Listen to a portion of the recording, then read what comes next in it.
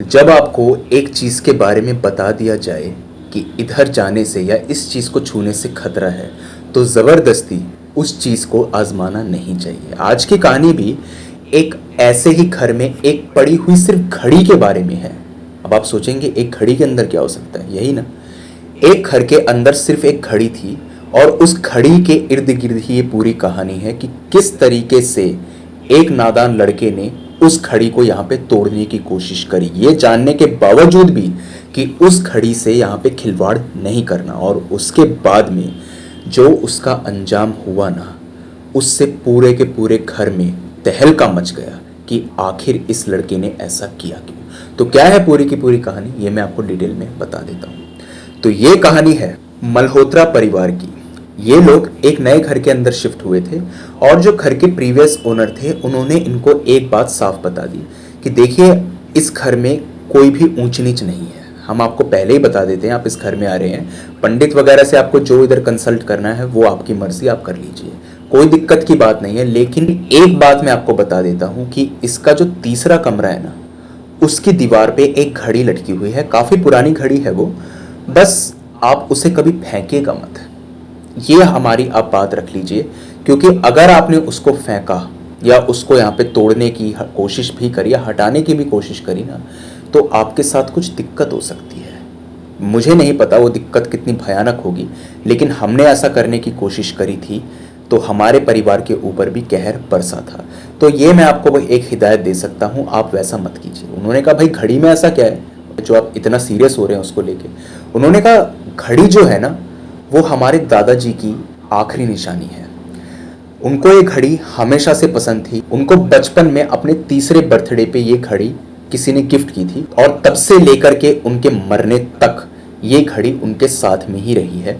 तो आप ये समझ लीजिए कि ये घड़ी जो है, इसमें उनकी जान बसती थी। और जब वो मरे भी ना, तब भी हमने इस घड़ी को यहाँ पे फेंकने की कोशिश करी, इसी के साथ साथ उनकी अर्थी पर भी इसको डालने की कोशिश करी, लेकिन ऐसा हो नहीं पाया। इस घड़ी को जब भी हमने इसकी जगह से हटाने की कोशिश करी है तो घर में एक मनहूसियत सी फैल गई है। घर के परिवार वाले या तो बीमार होना शुरू हो जाते थे या इसी के साथ साथ लोगों के काम बिगड़ना शुरू।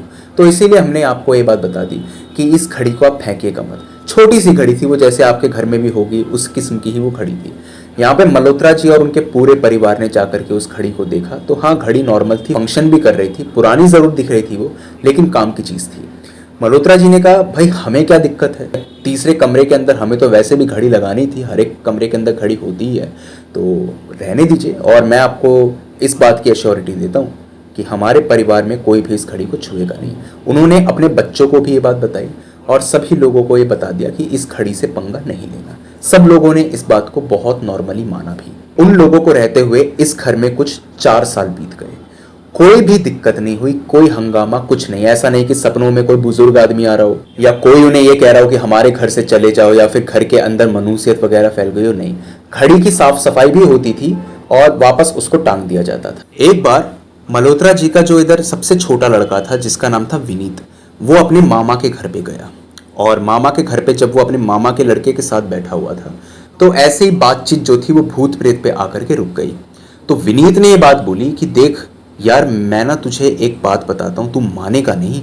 जैसे लड़के लोग आपस में डिस्कशन कर ही लेते हैं, तो वो भी ऐसे डिस्कशन कर रहा था। उसने कहा तू मानेगा नहीं यार, लेकिन रवि मैं सच बताऊँ, मेरे घर में एक ऐसी घड़ी है जिसको अगर किसी ने भी उसकी जगह से हटाने की कोशिश करी या उसको देख करके किसी ने गाली वगैरह देने की कोशिश करी या कुछ भी अनयूजुअल करने की कोशिश करी, तू बस ये समझ ले, तो भाई वो घड़ी ना उससे बहुत भयानक बदला लेती है। रवि ने कहा घड़ी कैसे बदला लेगी भाई, इंसानों का सुना था, भूत प्रेत का सुना था। अबे भूत प्रेत क्या इतने बेकार हो गए कि घड़ी वगैरह में या फिर ये ट्यूबलाइट वगैरह में, पंखों वगैरह में घूमने लगे। देख तू ना ढंग की बात बता सकता है तो बता दे, ये टुच्ची सी हॉरर स्टोरीज तो सुनाया मत कर कि जिसके अंदर पंखा अचानक से घूमने लगा, लाइट डिम डिम होने लगी, फिर लड़की नहा रही है तो शावर बंद हो गया, अचानक खून निकलने लग गया। उसने कहा भाई देख, मैंने तो कभी भी उस घड़ी से छेड़खानी नहीं करी, लेकिन उस घड़ी के बारे में एक बात मुझे पता है कि उसके जो प्रीवियस ओनर थे ना, उनके रिलेटिव की थी वो, तो उन्होंने हमें साफ ये बात बोली थी और 4 साल हमें हो गए लेकिन कभी कुछ हुआ नहीं। रवि ने कहा यार तुम लोग कितने अंधविश्वासी हो, मतलब एक चीज को तूने छुआ नहीं, उसको टेस्ट नहीं किया, किसी ने कोई भी बात बोल दी तू उसमें मान पड़ा। कम से कम तुझे मालूम तो होना चाहिए ना कि उसके अंदर कुछ है या नहीं है।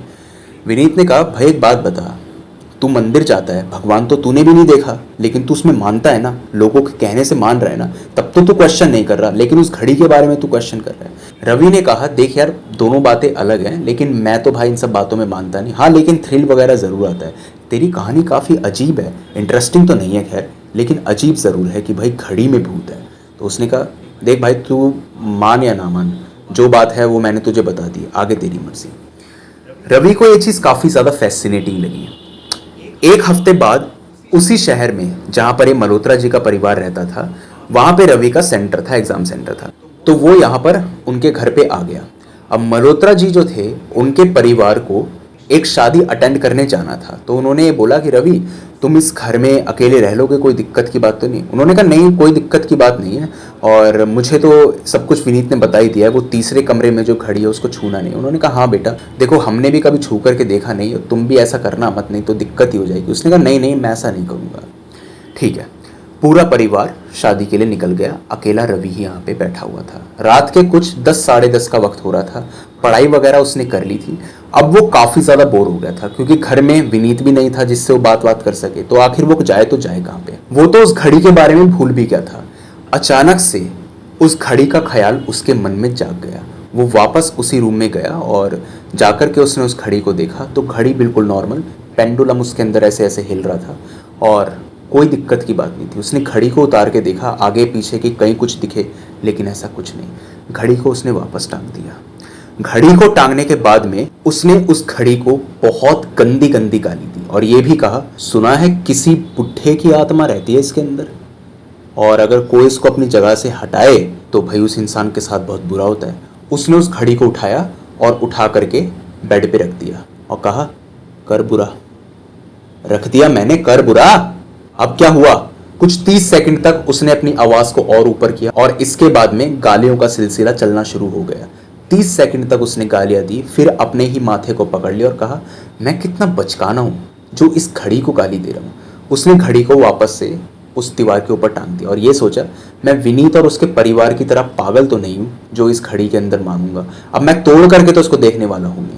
उसने अपना मोबाइल निकाला और आपको याद होगा एक टॉकिंग टॉम नाम की एक ऐप होती थी जिसमें आप कुछ भी बोलेंगे तो सामने से रिपीट हो जाया करता था, याद है आपको? तो ये बात उस जमाने की है। इसने अपना मोबाइल निकाला और उसमें बोला, भूत प्रेत नहीं होते। सामने से आवाज आई, भूत प्रेत नहीं होते।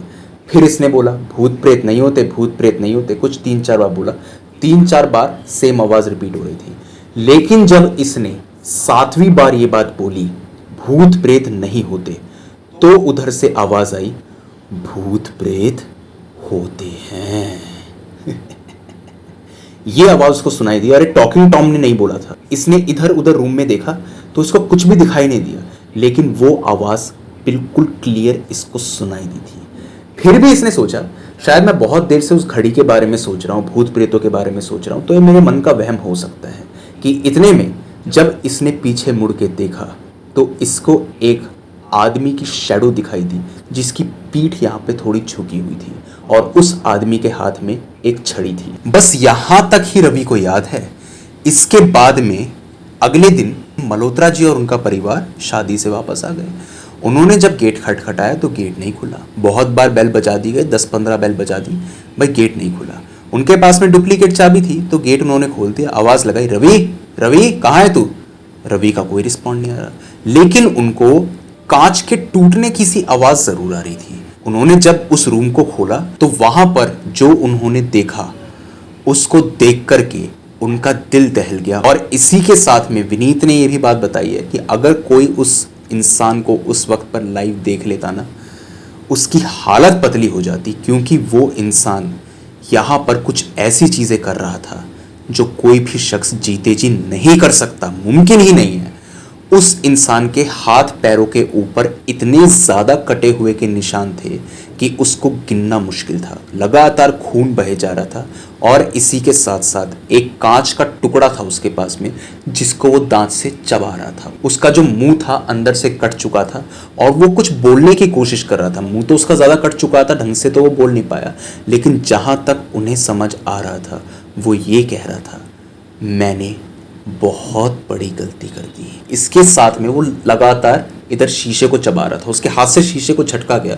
तो इतने में एक आदमी की आवाज़ उस रूम के अंदर गूंजी। वो आदमी कह रहा था, समझाया नहीं था क्या ठीक सही से? जो इसने मेरी चीज को छूने की हिम्मत करी।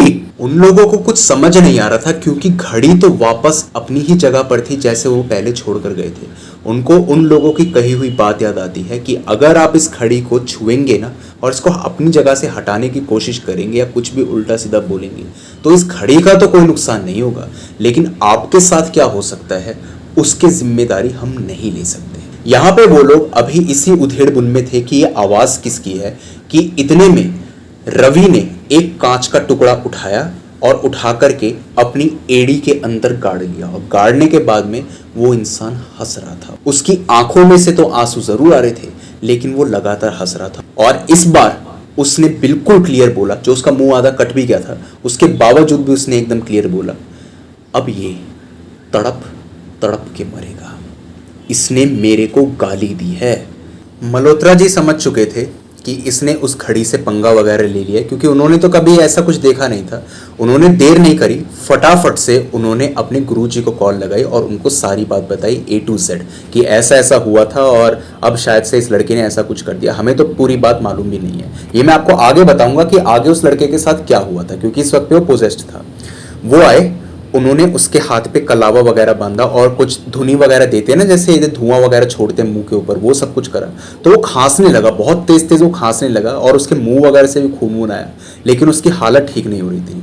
तो मल्होत्रा जी ने इस घर के प्रीवियस ओनर को कॉल किया और उनको कहा कि आप अगर आएँ, और आपके वो रिलेटिव थे, आपके दादा वगैरह थे शायद, तो शायद वो मान जाए। वो लोग आए और उस घड़ी के सामने, अब काफ़ी अजीब लग रहा होगा आपको सुनने में, बट लिटरली जैसा मुझे पता लगा है मैं आपको वही बता रहा हूँ। उस घड़ी के आगे वो लोग हाथ जोड़ के खड़े हुए थे और कहा, बच्चा है माफ कर दो, मालूम नहीं था, नादानी में ऐसा खेल कर बैठा है, आपके पोते की उम्र का है और आप अपना प्रकोप जो है इसके ऊपर से हटा लीजिए। हम वादा करते हैं कि आपकी अमानत को कोई नहीं छुएगा और आप जो है अपना कहर इस लड़के के ऊपर से हटा लीजिए। ये सब कुछ उन्होंने कहा और कुछ 5-7 मिनट के बाद में वो लड़का थोड़ा बहुत नॉर्मल होना शुरू हो गया था, पूरी तरीके से नॉर्मल नहीं हुआ।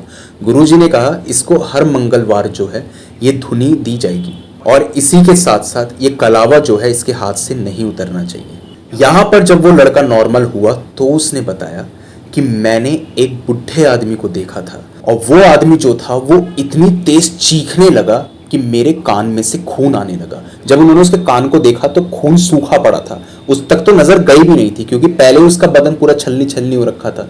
उसके कान में से यहाँ पे खून निकल रखा था और उसने कहा, उस आदमी के साये ने न जाने क्या किया कि मेरी गर्दन को पकड़ा और मुझे पकड़ के इस दीवार पे लगाया और जैसे ही मेरा मुंह खुला अचानक मेरे मुंह के अंदर कोई चीज गई और उसके बाद में मैंने सुना कि इस कमरे के अंदर सिर्फ घड़ी की टिक टिक की आवाज सुनाई दे रही थी, जैसे मानो यहाँ पर बहुत सारी घड़ियां मौजूद हों। उसने आगे भी बताया कि जब मुझे यहाँ पर टॉकिंग टॉम से बात करने के बाद में ऐसा लगा कि कोई मेरे को यहाँ पे बोल रहा है कि भूत प्रेत है, तो मैंने एक लाठी उठाई और उस लाठी को लेकर के उस घड़ी पर दे करके मारा, तो जितना भी उसका शीशा था वो जमीन पे टूट गया था और उसी शीशे को वो अपने जिस्म में घोंपे जा रहा था। यहाँ पर उस घर के प्रीवियस ओनर ने ये बात बताई कि जो हमारे दादा थे वो मिलिट्री वगैरह में रहा करते थे और उनको डिसिप्लिन वगैरह काफ़ी ज़्यादा पसंद था। हमने आपको पहले ही बताया था कि ये घड़ी जो है उनके बचपन की थी और मरते वक्त पे भी उन्होंने ये बात बोली थी कि ये घड़ी जो है ना इस कमरे की दीवार से हटनी नहीं चाहिए।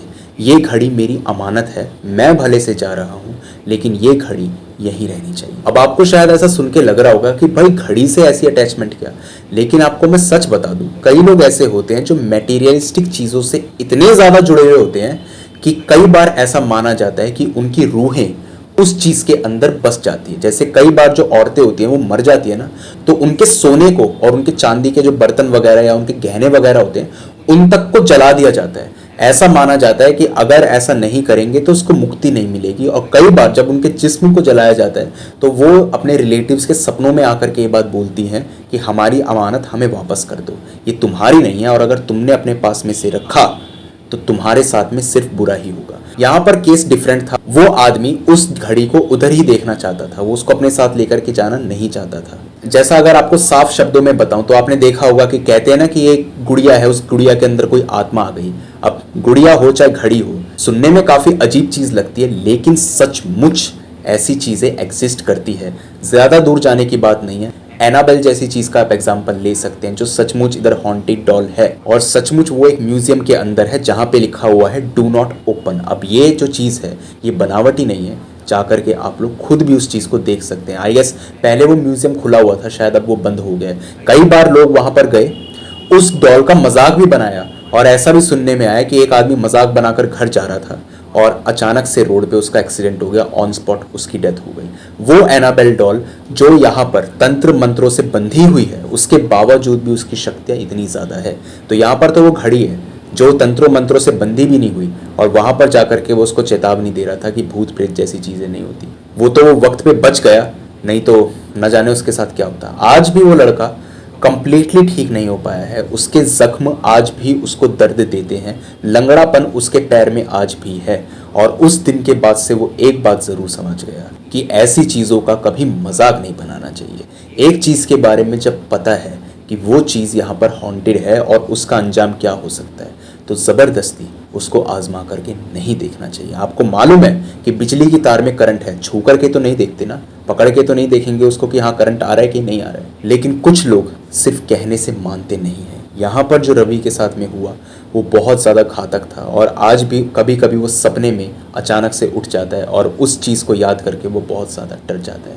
लेकिन कहीं ना कहीं वो भगवान का भी शुक्रिया अदा करता है कि वो यहाँ पे बच गया।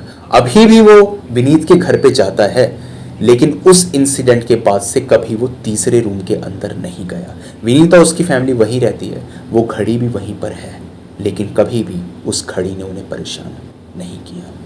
तो यही थी पूरी की पूरी स्टोरी। आप मुझे बताइए आपको स्टोरी कैसी लगी, अच्छी लगी या बुरी लगी। इसी के साथ में अगर आपके पास में भी कोई ऐसा ही हॉरर और क्रीपी इंसिडेंट है तो आप मेरे साथ शेयर कर सकते हैं मेरी जीमेल और इंस्टा आईडी पर।